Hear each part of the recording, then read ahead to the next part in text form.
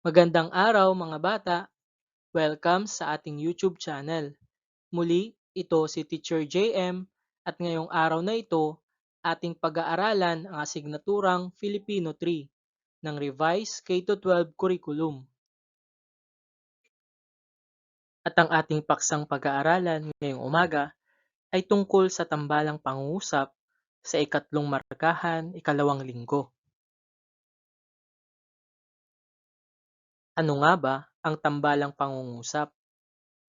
Ang tambalang pangungusap ay binubuo ng dalawang payak na pangungusap na pinag-uugnay gamit ang pangatnig, tulad ng at, pero, dahil, kaya, upang, samantalang, at iba pa. Bawat bahagi nito ay may sariling simuno at panaguri. Narito ang halimbawa ng tambalang pangungusap.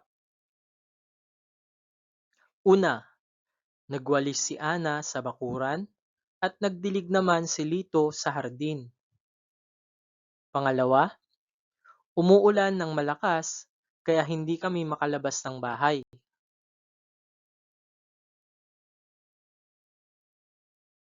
Pangatlo, mahilig si Carla sa sayaw, ngunit mas gusto niya ang pagguhit.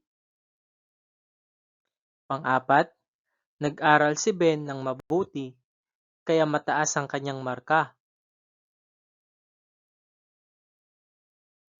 At ang panglima, nagluto si nanay ng adobo samantalang si tatay ay namalengke. At ang pang-anim, nagsimba kami ng maaga pero hindi dumating si kuya.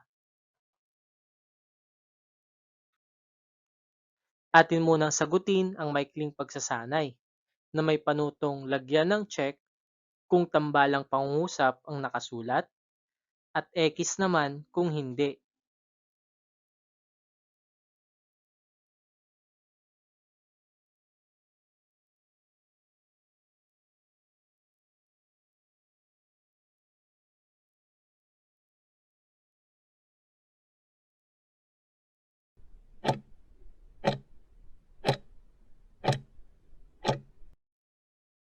Narito ang wastong sagot.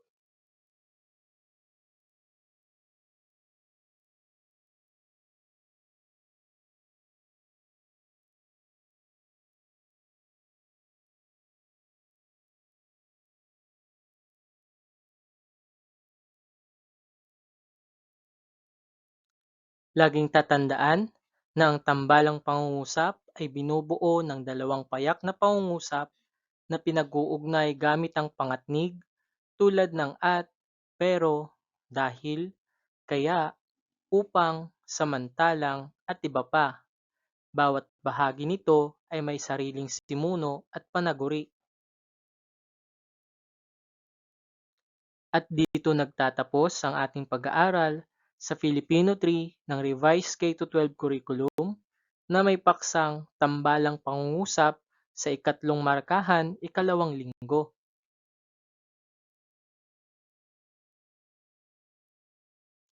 Maraming salamat sa inyong pakikinig. Muli, ito si Teacher JM at huwag kalimutang mag-subscribe sa ating YouTube channel. Please like, comment, and share, and click the notification bell for more videos.